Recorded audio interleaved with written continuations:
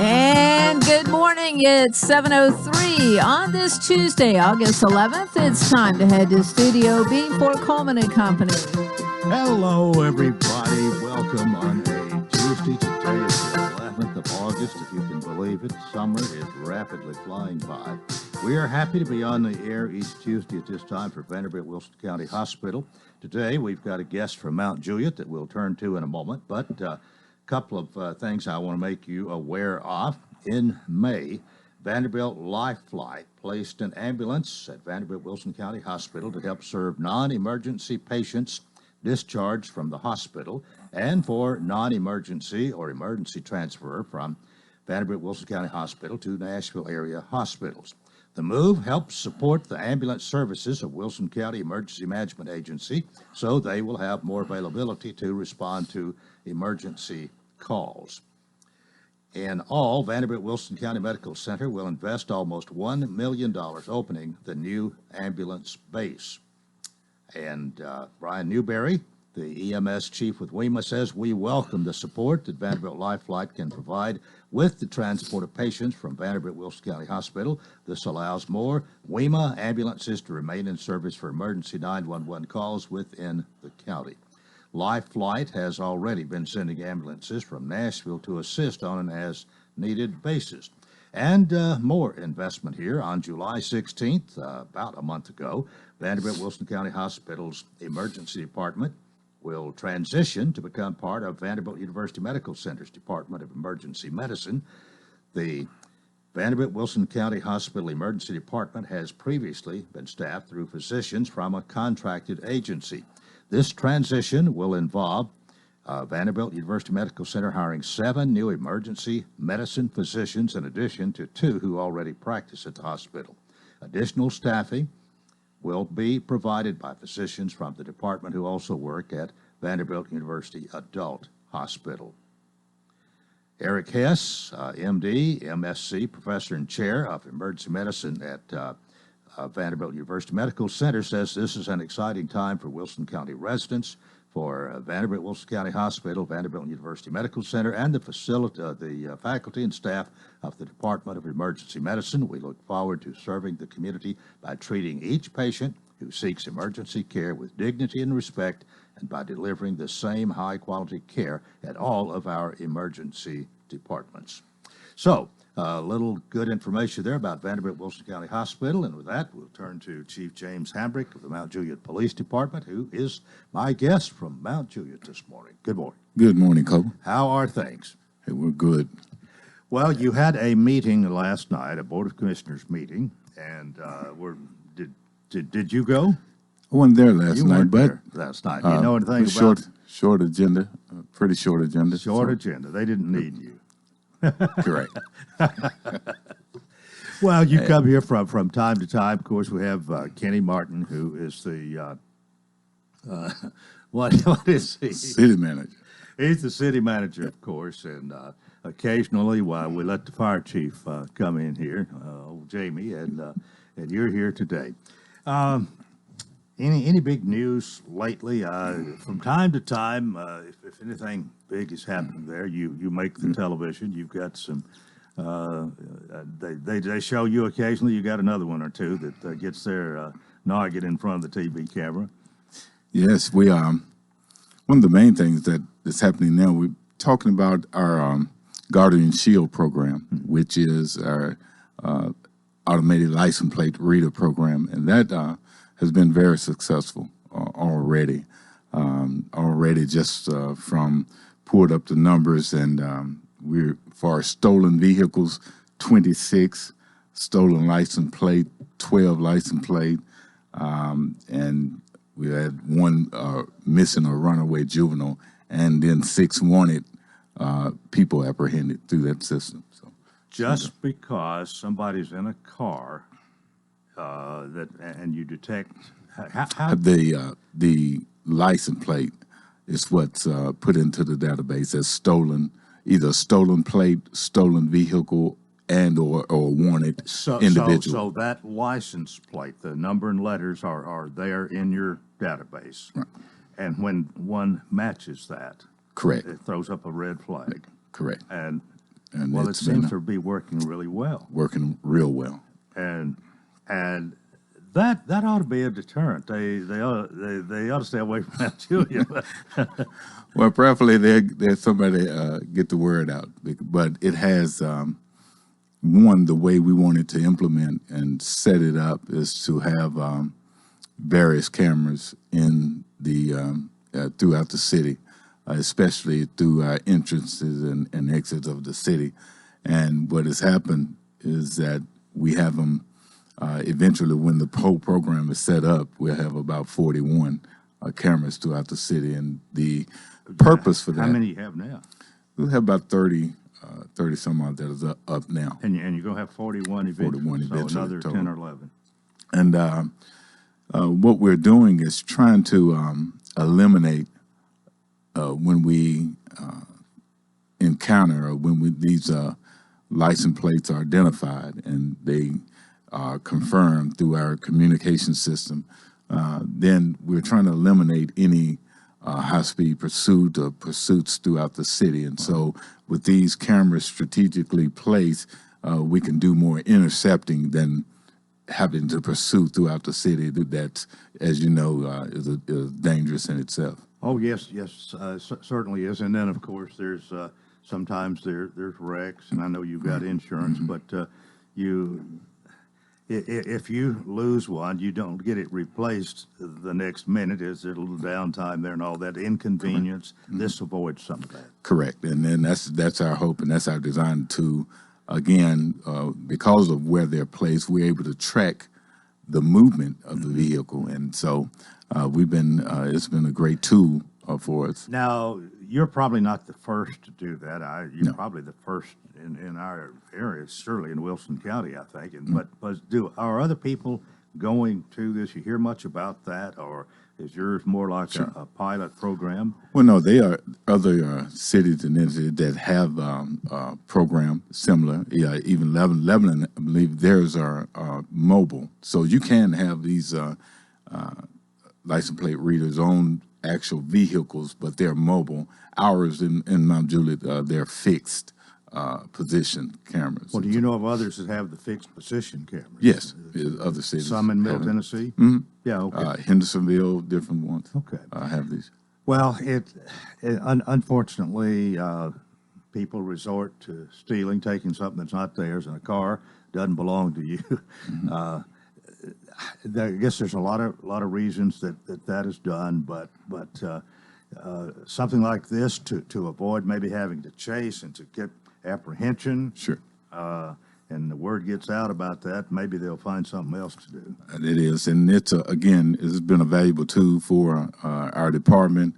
Certainly a benefit to our city and our citizens. And somebody brought up the fact that, man, it seems like more and more stolen vehicles are coming here. Well, what it is, they've been coming here. They're just being identified now. I get it. And you know, we are, but it's been very successful. What this cost and who paid for that?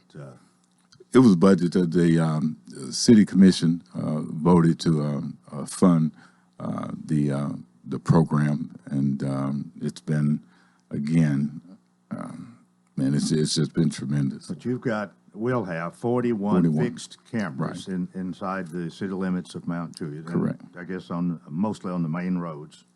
And the entrances to the city throughout the around the, again, county line, and we still have some cameras that are going up and throughout the rest of the city.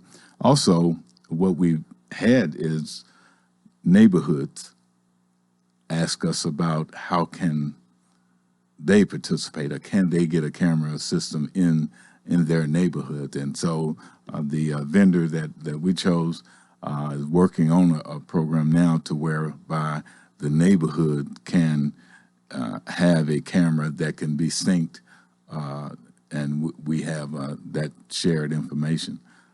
So, I mean, it's just to give even more coverage. What I would imagine, at least you have some dialogue, you talk to some of these that get caught doing that. What are the reasons? I mean, I know some young people, maybe they just want to have a joyride. I would imagine drugs are involved sometimes. Maybe someone steals one thinking they can sell it somewhere. I mean, I don't know. Elaborate on that a little bit, if you will. One of the main things we're seeing, Coleman, is that they're stealing vehicles in an effort to go and commit other crimes in the city, whether it be shoplifting, taking. We've seen, for instance, a vehicle stolen out of Nashville, and then they come to Mount Juliet, leave that one, and steal another one. And so, oftentimes, what we've seen a lot of times are the instances where the people are using these vehicles, stolen vehicles, to go and commit further crime. And so we're catching them. Also, we've apprehended a few murder suspects from this system. Is it mostly young people, even teenagers, or? It varies. Really? It varies. And one of the things you asking, what do they say? One individual in particular said, "How in the world did y'all catch me?" Because he had been on the run, I guess, for some time. Yes, and it was out of state. A person wanted out of state. So he wanted to know how we did it. So it was just our Guardian Shield program. All right. Well, I hope you can remain successful, because nobody wants their car stolen. That's right. And if it does happen, you like for the perpetrator to be caught and be dealt with, and hopefully get your car back. Yes.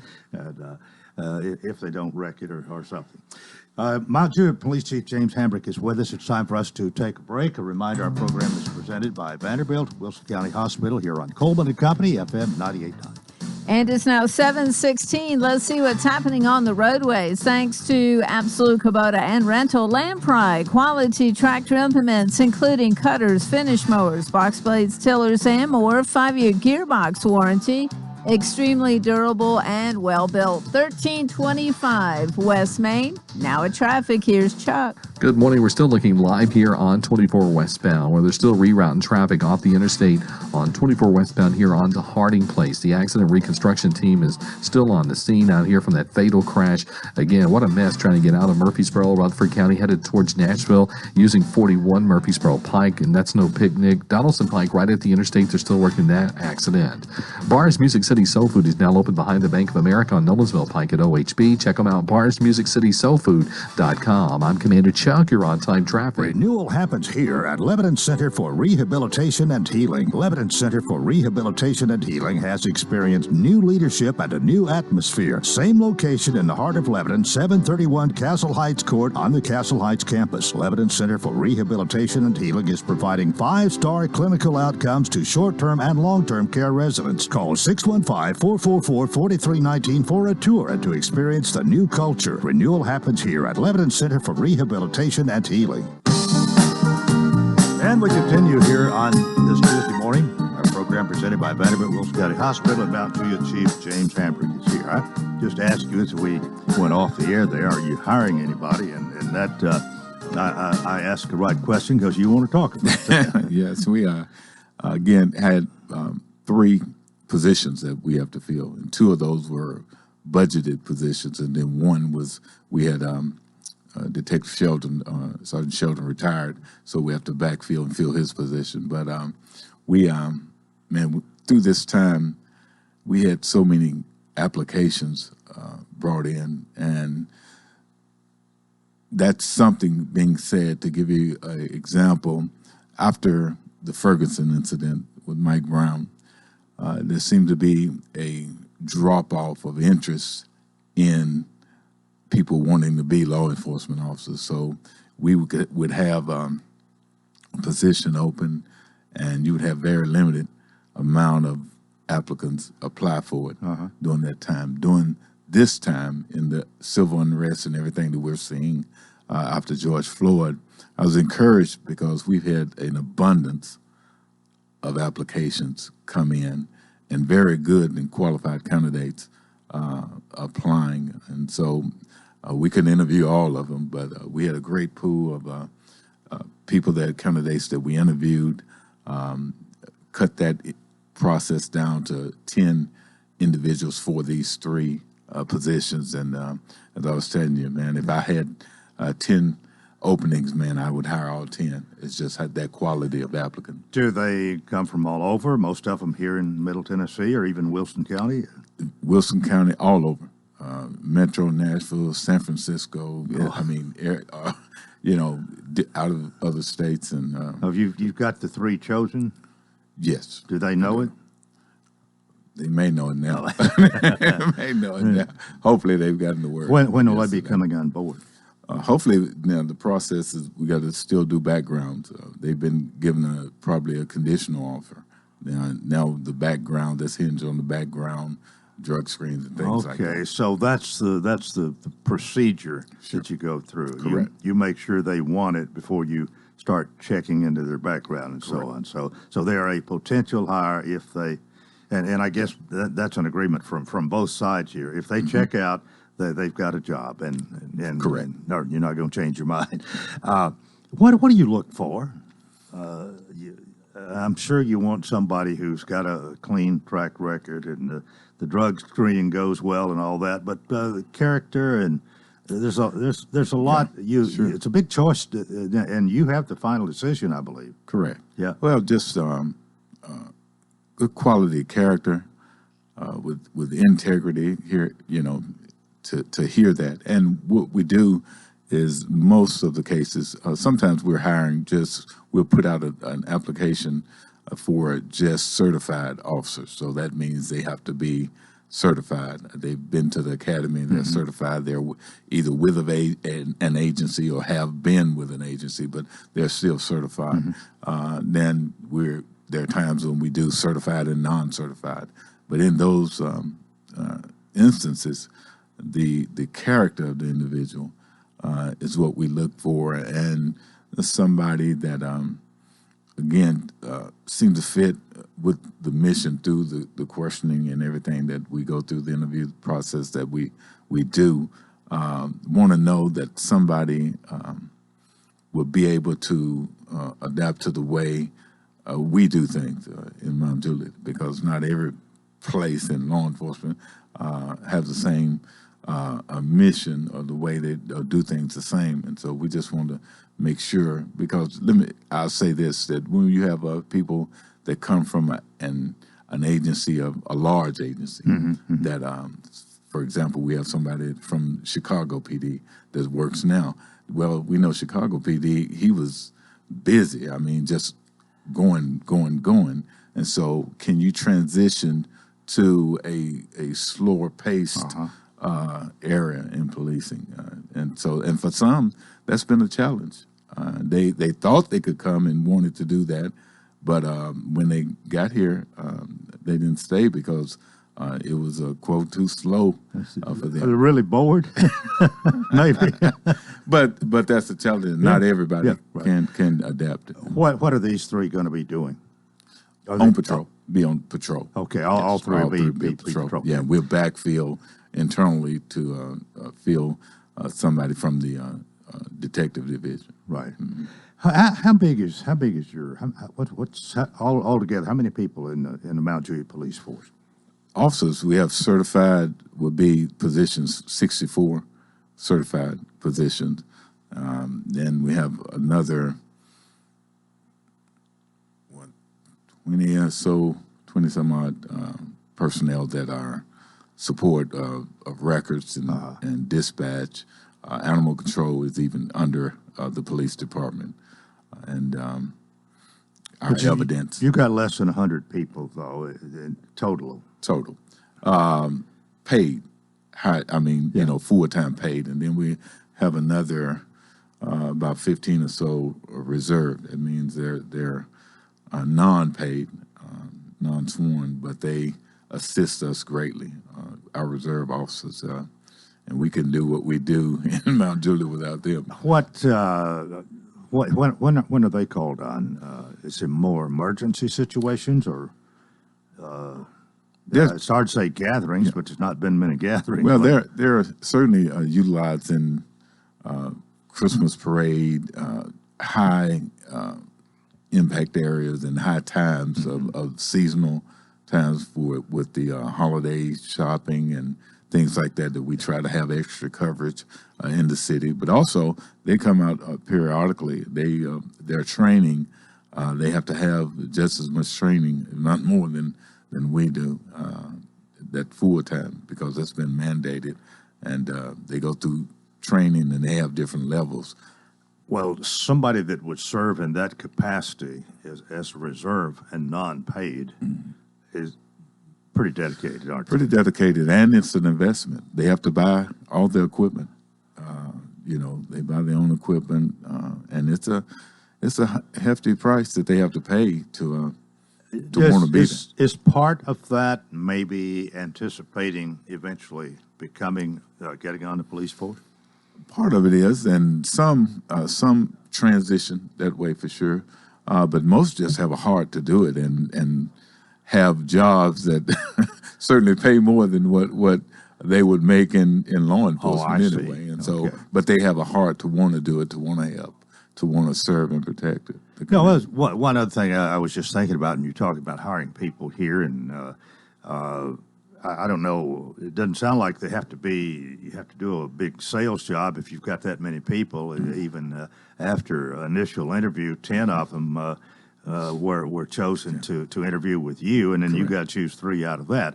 But is the pay pretty good? It's comfortable pay around, and for somebody that, and that's one of the questions when you're asking somebody, especially somebody that's coming from a larger agency. I mean, that pay is probably going to be decreased. But again, these people that are coming, they want to be here. They're relocating to Mount Juliet.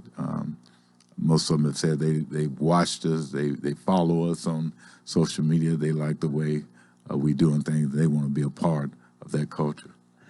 Well, that brings me to change the subject slightly here. But of course, since March, really, we have had the coronavirus, COVID-19.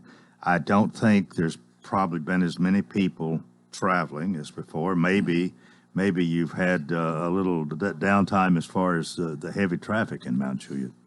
Right. Is that partly true? Partly true. And we're seeing, you see more as things begin to open back up. You see the traffic. But with this whole COVID thing, Mount Juliet is no exception. We've had to amend the way we do things and limit our contacts with individuals to keep our officers safe. And as we say, if you see somebody that need, for example, a citation, then go ahead and write it. But certainly use the PPEs and everything that you have to make that the mask, the hand wash and hand sanitizer, giving the pen, different things that we do. But just to go out and make as many stops as we were making, we've definitely limited that. Mm-hmm. Well, school is about to start, and that's kind of a critical time too. It takes a lot of your attention, your police attention, does it not? Yes, especially in this year with the new high school that is going on. Green Hill High. Right. We don't know the impacts of that traffic now and that dynamic. So it's going to be something that we're going to look at and really get used to, of having 2 high schools in the area, and again on Lebanon Road. Is more of your attention given to the high schools than the secondary, the elementary schools and so on? Well, from a traffic perspective, it is. But we get called, even to elementary schools for the traffic responses, because one of the major complaints throughout the year is that individuals are not obeying the traffic guard position there, and they're doing it. And so we get called to monitor those things and to take some enforcement if need be. Mm-hmm. And of course, the thing with the telephone is that just went in place a year or 2 ago. I think it seemed like 2 years ago. And you're not supposed to be talking on a phone at all in that school zone. Correct. That's right. And so we're continue to look at that, to monitor that, and again, it's the safety is the main thing. But the traffic, people say, man, there's a lot of traffic in Mount Juliet. Well, to see how that's going to play out in this school year in particular with the new high school, and it'll take some adjustment. Everybody's going to have to adapt to that new school and the new traffic issue. We got just about a minute left here, Chief. I'm thinking of two things. You're going to widen the bridge over the interstate on Mount Juliet Road. Correct. And the city has really stepped up there. I guess, is that started yet, really? Not by way of construction. It hadn't started with construction, Okay. but all and then, the things, the process. And then a little bit later on, you're hoping to have an interchange there at Central Pike, which is way on down the road, I guess. Yes. But you for both of those. Absolutely. Absolutely. And hopefully, if utilized correctly, it can help in augmenting and taking traffic off of South Mount Juliet Road in particular. Yeah. Because right now, that's where we're hearing the most concern or complaints about the congestion in the area. Right. Well, we've come to the end of our time. Thanks for being with us today. Thank you, Coleman. Good report, and it's good to know everything's going well, and you got people that want to be police officers in Mount Juliet. Absolutely. So you got it made. Thank you, man. Not really. I just hope you can stay safe and everybody be fine, and we'll see you next time. We appreciate it. Our program presented by Vanderbilt Wilson County Hospital. We'll take a break here. This is Coleman and Company, FM 98.9. And it's now 7:31. Let's see what's happening on the roadways. It's all brought to you by Bates Ford. And they have the Works Vehicle Checkup, 5 quarts of oil, tax and disposal, and they'll make sure your vehicle is ready for any road. 1673 West Main. Now at traffic, let's check in with Chuck. Good morning. We're still looking live here on 24 westbound, where there's still rerouting traffic off the interstate on 24 westbound here onto Harding Place. The accident reconstruction team is still on the scene out here from that fatal crash. Again, what a mess trying to get out of Murfreesboro, Rutherford County, headed towards Nashville using 41 Murfreesboro Pike, and that's no picnic. Donaldson Pike right at the interstate. They're still working that accident. Bars Music City Soul Food is now open behind the Bank of America on Nolensville Pike at OHB. Check them out, barsmusiccitysoulfood.com. I'm Commander Chuck. You're on time traffic. Welcome to Hearthside Senior Living, Lebanon's unique senior living community designed for seniors to age in place, all within a safe, comfortable, and Christian environment. Beautiful retirement homes designed for an independent lifestyle with maintenance-free living. Hearthside Senior Living also continues the excellent tradition of assisted living for those seniors who need additional services. Hearthside Senior Living, an independent retirement community and assisted living community, all on one campus in the heart of Lebanon. Call 615-443-1994 for a tour. Vanderbilt Health is honored to announce the newest addition to our family of hospitals, Vanderbilt Wilson County Hospital in Lebanon. This hospital will provide care for Wilson County residents with the goal of improving the health and well-being of our newest community. Hospitals are for healing, new life, and recovery. They're places of innovation and learning. At the end of the day, hospitals are all about one thing: community. Thank you for welcoming us into yours. Let's do great things together.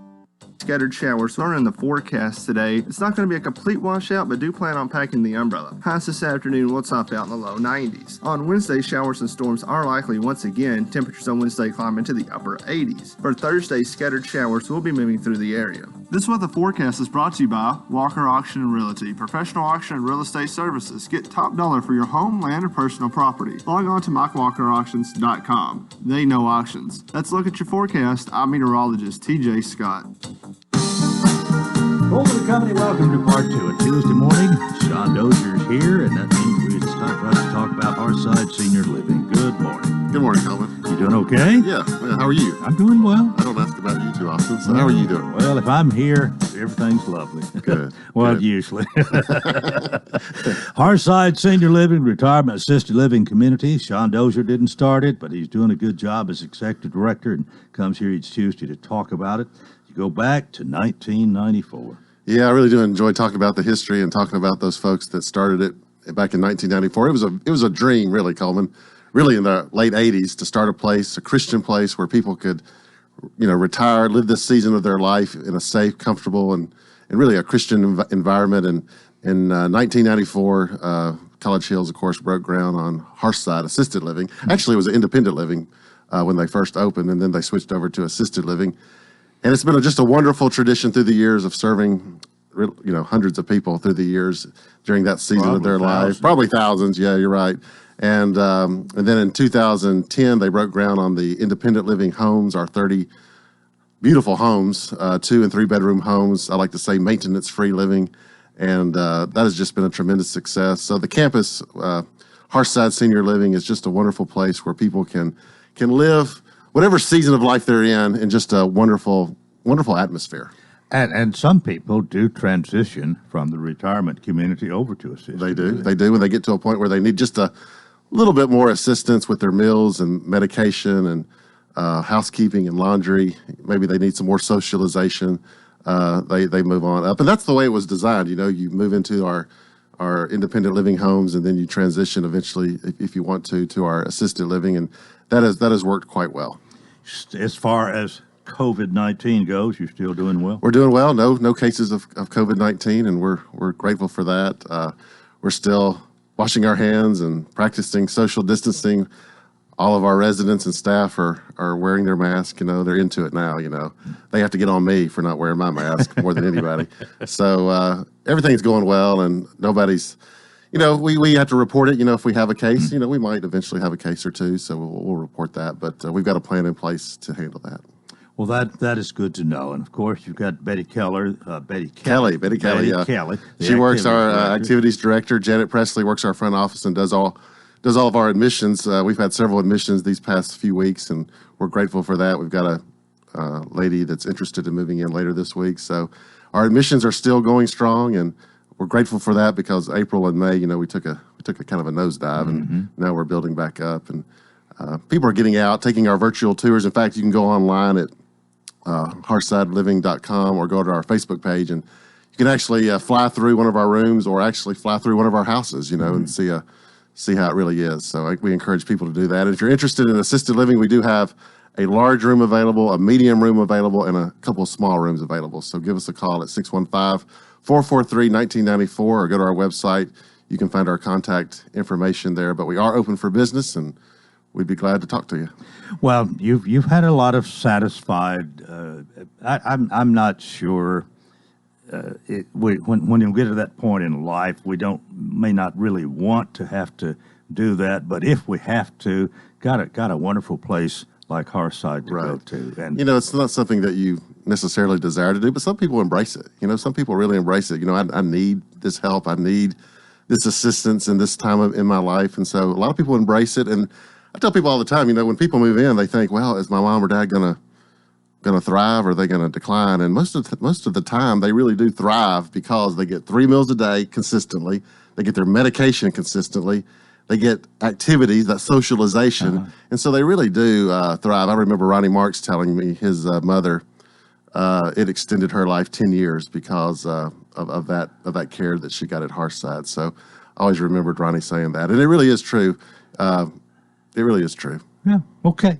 Well, just remember the phone number too. The website hearthsideliving.com and the phone number 615-443-1994.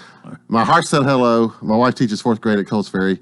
She went. Let's see here. Let me get this right here. She has a student named Anya. It's Wayne Oakley's daughter. He's an architect. Yeah. And they listen to us every morning.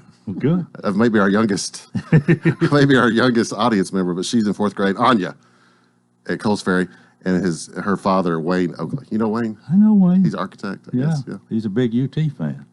Well, that's good. He's a big softball fan too. Girls Softball Association. Really? He's run that, pretty much. He's spearheaded it for years. Cool. Yeah. We'll say hello to Wayne. Our side hello to Wayne and Anya. That's right. All right. Thank you very much. Thank you. We'll see you next Tuesday. That's Sean Dozier. He's Executive Director of Hearthside Senior Living, 215 Castle Heights Avenue North. Right now, it's 22 minutes before 8 o'clock. I want to welcome Scott Benson, Mr. Benson is Director of Schools for the Lebanon Special School District, and he's here actually smiling this morning, so things can't be all bad. Good morning. Good morning, Coleman. Glad to be No, here. we don't expect things to be all bad. You have been director long enough to know the ropes, and even in difficult situations, or let's say challenging things like COVID, you step up to the plate, and I haven't heard hardly anything about what's happened since school started. So everything, I'm thinking, no news is good news. Well, it's active for sure. You said challenging times, and I'll echo that, Coleman. We are in challenging times. Everybody is, and not just the school system, but obviously this has been a big week for us. Last week was a big week. We had phase-in last week, Coleman, and we had small groups of students come in with one parent and meet with their teacher, and that worked really well. I tell you what, we've had lots of positive feedback about our phase-in week, not only from our teachers and principals, but parents, students. Tell you what, especially from our teachers, they're saying they want to do a phase-in every single year, and it makes sense. All right, can you elaborate on? Yeah. Describe how that works. I will. So if I'm a teacher, I invited about 5 students in every single day, different students. So on Monday, I would have 5 students with one parent, okay? And with that small group, we could come in and do a wellness check when everybody came into the building, like we do with everybody. We could social distance in the classroom. But as a teacher, I got to spend all day long with those 5 students and start building a relationship, let them know me, I get to know them. We can go through, I can assess their social emotional needs at this time. I could assess their academic needs. But I started with the relationship piece, and really that's been the most important. I actually had a teacher pull me to the side yesterday, and she was speaking as a parent. However, she said, as a teacher, I've loved the phase-in time that we've had. But speaking as a parent, my child went to, it was Walter J.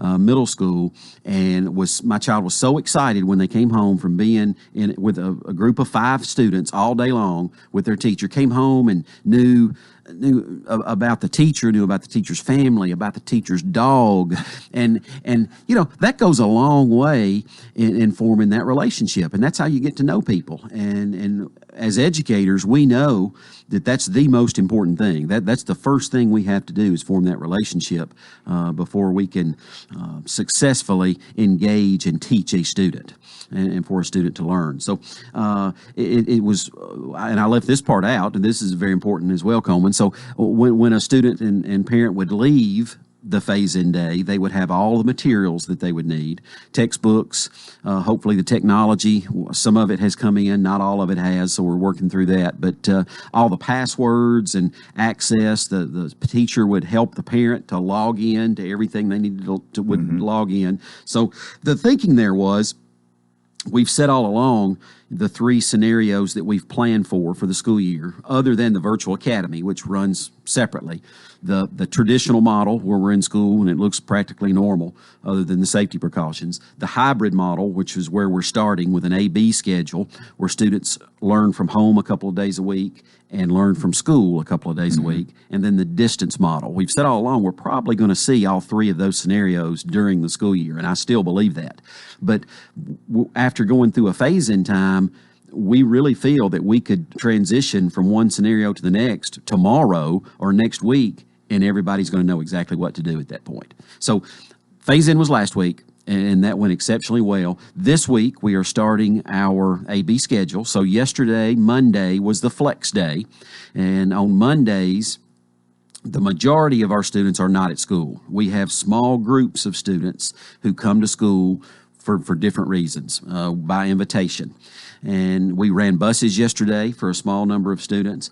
We had some that were dropped off as well. But today really starts our A-B schedule. So we ran all of our buses this morning. I passed several on the way over to the radio station. And half of our students, the A group, they will attend school physically on Tuesday and Thursday. So today's their first day. And then our B students will attend physically on Wednesday and Friday. So they'll start tomorrow. So, yeah, real excited about it. This is true with your elementary and the... That's correct, middle school. Yep. That is correct. And so, it's a challenging time. It has been difficult. I made comment yesterday that, this, as far as education goes, this may be the most difficult thing we've ever experienced. And quite frankly, it's at the top of the list. There's no doubt about it. But we continue to get positive feedback on our organization and how well we've planned for this, how welcoming our teachers and our staff were in phase-in, how organized they were, and how comfortable our families were leaving the phase-in day. They walked in the door with some apprehension and really concerned about what was going to happen. But many of them, when they left that day, were very comfortable and satisfied with the experience they had. You said one parent. Are you talking about there were 5 students and 5 parents? Correct. Okay. Correct. Yeah. So 10, that one teacher would have had 10 people. Correct. 5 parents, 5 students. And we tried to limit it to one parent, again, to minimize exposure. Right. We're trying to limit people that come in the building. Matter of fact, starting this week, we're not having visitors in the building. We allowed that last week in very small groups so we could have phase-in to prepare for the school year. But starting this week, we basically have a no visitor policy just because we're trying to minimize exposure across the board. Right. Okay. Well, this is a good place for us to take a break. I think MJ is ready. And again, Scott Benson, Director of Schools, is here. So we've got a lot more to talk about with him after this break on Coleman and Company, FM 98.9. And it's now 7:44. Let's see what's happening on the roadways. Want to thank Absolute Kubota and Rental, Lamprey, quality tractor implements including cutters, finish mowers, box blades, tillers, and more. 5-year gearbox warranty. Extremely durable and well-built. 1325 West Main. Now at traffic, here's Chuck. Good morning. They continue to reroute traffic here off the interstate. It's just a mess. 24 westbound here at Harding Place. Again, they're rerouting traffic. The accident reconstruction team remains on the scene of that fatal crash that happened this morning on 24 westbound just past Harding Place. 440 eastbound near Nolensville Pike, checking on a crash there. Mountain View Road at Murfreesboro Pike was blocked a few minutes ago.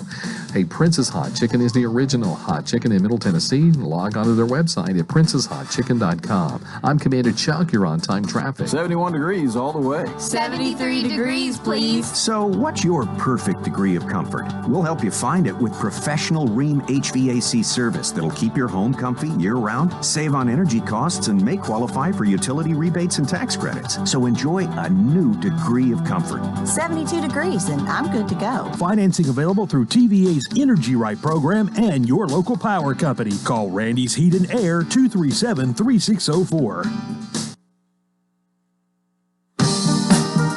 Coleman and Company, thanks for joining us, and our thanks to Scott Benson for being here this morning, Director of Schools for Lebanon Special School District. So you sound like, honestly, that after last week went well, that you are encouraged, even though there are challenges here, but that maybe things are going to work out pretty good. Yeah, and we are encouraged. I'll tell you this, and I alluded to this earlier, and we've said all along we have felt that we would experience all 3 scenarios at some point because of the COVID data. And that has come to a realization this week even more so. And I say that because we're dealing with exposures and we're dealing with positive cases. And we're working with the health department. We have people in our district that are trained, that contact trace when this happens. For instance, Coleman, if you were in our building last week and you have symptoms or you tested positive after the fact, or if you've been exposed to someone after the fact, we have a responsibility to contact trace and see exactly who you have come in contact with in our organization, whether it be an adult or a child, and then we have to take appropriate action. So we're doing that, and we're making phone calls to people, and we have a handful of people that are quarantined right now. So that's going to happen. We knew that all along. We've seen that happen in other school districts that started before us. If you think about it, we've seen that in town as well. A business or a restaurant that would be open and then all of a sudden they're closed. Well, there's been a reason for that. And so we're experiencing that as well. And so overall, is there have you detected an attitude of fear, apprehension greatly, or most people just accepting the fact and trying to play by the rules and hope for a good year? Yeah, a little bit of both. A little bit of both. I try to talk about the positive things on the radio. I don't air all of our dirty laundry, Coleman, when I come on the radio. But very little, actually. Yeah, very little. But we've had some very challenging situations and some very challenging people to deal with. There's no doubt about that. But it's difficult for all of us. And one thing that we said early on with this way back in the spring, and it's in our publications that we have put out and our communications that we have put out, we want to try to honor everybody's viewpoint here. And everybody's got a viewpoint, and who's to say you're wrong and I'm right? At this point, we don't know. We're all just doing the best we can based on the information that we have and the recommendations that we have from those in the medical field and CDC and et cetera. So those that are feeling more apprehensive or frustrated or challenged, we're trying to work through whatever the situation may be with those folks. Now, I mentioned our virtual academy earlier, and I talked more about the 3 scenarios, but that's why we have the virtual academy. We created that as an avenue to continue education with those families that simply were not comfortable coming back to school. And so there are a lot of guidelines and requirements for that, simply because we have to monitor and we're accountable to the state for how we deliver an education, and we can't just let you stay at home and not do anything to facilitate that education for your child. So, but as an example, I spoke to a parent yesterday on the phone who really needed more flexibility in the virtual academy than what we were offering, because it's pretty stringent in the requirements. You have to attend school during the school day, you have to check in, you have to turn your work in on time, etc. And this working parent, and I get it, this working parent needed more flexibility than what that offered, but they weren't comfortable sending their child to school, even though we're in a hybrid model, coming half the time. So we talked through that, and I think the parent is going to check into the Tennessee Virtual Academy, which is not a part of our district. It is a public school virtual academy within the state of Tennessee, but they do offer more flexibility. So in other words, you don't have to be checked in during the school day. You could check in at midnight if that's what's convenient for your family. So we're trying to work with people, and most people are working with us fairly well too. But you couldn't just drop what you already have in place here for one person whose schedule didn't fit it. Yeah, that's right. We can't do that. And like I said, we're accountable for how we deliver education. We're accountable to the state, not only for us, but you as a parent and a family, and how you respond and how you react to our delivery of education. And so we have to have certain guidelines. What about the technology and if I don't know what you call the gadgets or Chromebooks computers, mostly. Yeah. The Chromebooks. There you go. All right. Is you have ample supply there? Yeah. We do. Okay? Yeah, and we've talked about this many times on the air. Coleman, back in 2014, we started our one-to-one initiative. So as a district, since 2014, we've done a lot with technology, and we were one of the first school districts in Middle Tennessee to do that. So we've been technology rich, so to speak, in our district for a lot of years. Now, I will say this: we've had a little issue. We ordered lots of new devices, many new devices, to make sure we were prepared for this school year in case we had to go virtual academy or distance learning, even the hybrid model. But even for our traditional model as well, we needed to upgrade our technology. Now, I mentioned the CARES Act money previously, and that's helped with that. But supply and demand across the country, there's a backlog on devices being delivered to school districts.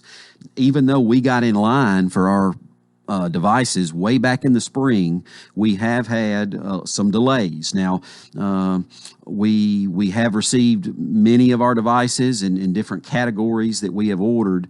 The one category that we've had a delay on was our middle school students. This was the regular year to upgrade all of our middle school Chromebooks. So 6th, 7th, and 8th graders, even pre-COVID, would have gotten new devices this year. So that's why we were in line, way back in the spring. Well, because of COVID, we were pushed back to early July delivery. Then we were pushed back to mid-July delivery. Then the first week of August. Here we are, the 11th today. And Coleman, I'm happy to say that the company received it last week, and they're supposed to be in transit right now. So we are waiting on middle school devices. So we're making the best of it right now, but we fully expect to have those this week, and our tech folks are ready for a quick turnaround to deploy those. So, yeah, we have had some issues with that, but I'm well aware of some other school districts that have been told it's going to be October or November before you get your devices.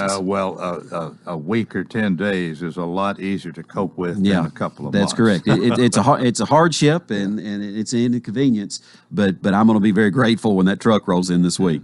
Yeah. Yeah. We had about 6 minutes, and I've interrupted you a time or two here, but I know you've got a lot to tell us, and I don't think you're anywhere near through, so keep going. Yeah, well, we hardly ever get to everything that we have, Coleman, but no, you've asked really good questions this morning. That's good. You haven't asked about a board meeting. Typically, that's one of your first questions. Did you have a board meeting last night? We didn't last night, but we had one at the end of July, okay. And that's typically what we do in the summer. If you'll recall, our regular board meeting date is the second Monday of the month. And which is why you're usually here on Tuesday. There you go. So, but in the summer, in June and July, we move that to the end of the month, and that's for finance budget reasons. And we do budget amendments in June, and then we approve our budget in July. So let's talk budget. We haven't done that on the air yet, Coleman. So we passed a budget at the end of July. And it was, I'll tell you, throughout the budget process, which for us really starts in April and May and concludes at the end of July, little concerned maybe, might be the appropriate word, that in a COVID economic situation that the budget might not come together like we had planned, but we were really pleased the way our budget came together. We asked everybody that could do this to bring us a status quo budget. In other words, this is not a year where we're going to be doing a lot of extra or doing new things other than what's required of us. And there were several areas that technology, for one, I've mentioned that. We had a lot of upgrades there. Cleaning supplies, as you can well imagine, Coleman, is an additional expense for us this year. Additional custodial services for the day during the school day. So there's several examples like that where our expenditures are more than typical. Right. So even with that, Coleman, our overall budget was only about $600,000 more than last year's budget, and that's less than typical of budget growth for a year. But we passed a $34.5 million budget back at the end of July. And like I said, I mentioned the CARES Act money earlier, and we received about $543,000 in CARES Act funds. We received an additional $422,000 from BEP funds, and those are the funds that come from the state of Tennessee. And I'll make reference that we didn't receive additional BEP funds for raises because there were no raises in the governor's budget this year. I'm sure you're aware of that. But we received additional funds because we're a growing school district. And as our numbers grow, it requires more revenue, obviously, to educate students. And so we experienced growth, and that's why we had additional BEP numbers. But let's talk raises. We're really pleased with this. And obviously, it was last spring, it was a big deal to our community. But the half-cent sales tax referendum that passed for teachers in our county, and that would be Lebanon Special School District teachers and Wilson County School District teachers. And so that was such a plus for us this year, having that sales tax referendum, because minus that, our teachers wouldn't have received a raise this year. And that's just that simple. And I can tell you, in superintendent circles and talking with other school districts, I'm not aware of any other school districts in the state of Tennessee. Now, there might be one that I'm not aware of, but I'm not aware of any other school districts in the state that gave teacher raises this year because of COVID-19. Right. But here in Wilson County, we did. And so what we were able to do, and we've been talking about this for years, on our teacher salary scale, which we have step raises.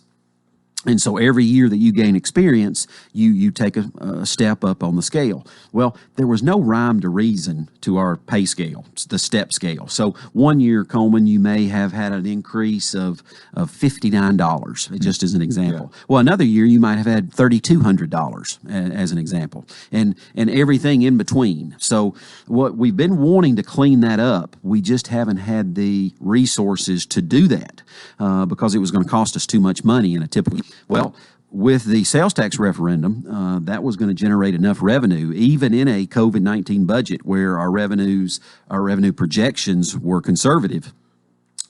We were going to have enough money to put into our teacher scale where we could clean that up. So what we've done, there is now rhyme and reason to our salary schedule, and it makes it more equitable for our teachers across the board. So just a couple examples. As a teacher with a bachelor's degree and no experience, their first 3 or 4 years, it's like $600 or $800 a year that they would increase just on the step scale. That would be minus any percentage that we typically give, and we typically do that as well. But then it might increase to $1,000, then maybe to $1,200 or $1,400. So we have a rhyme to reason to that. But once we we cleaned up the scale, and then we started placing our teachers in that scale. Our average teacher raise this year is about $2,000. So on average, Lebanon Special School District teachers this year, about $2,000. Now, our lowest teacher raise, and there was only one teacher that fell into this category on our pay scale, and that was if you had an EDS and 20 years experience, their raise was $800. Oh. Now, the highest teacher raise, that was with a bachelor's degree and 20 years, and their raise was $4,700. Wow. But we have a rhyme to reason. It is more equitable, and we're really pleased with the average teacher raise. And let me throw this out, and I always like to mention this at least once a year when we pass the budget, but Lebanon Special School District teachers, comparatively speaking, are paid well, comparatively speaking, across the state. We have always ranked really high when it comes to both beginning teacher salaries as well as average teacher salaries. Now, let me throw this out, Coleman. We don't pay our teachers what they're worth. All right, they're worth a lot more than what we're paying them.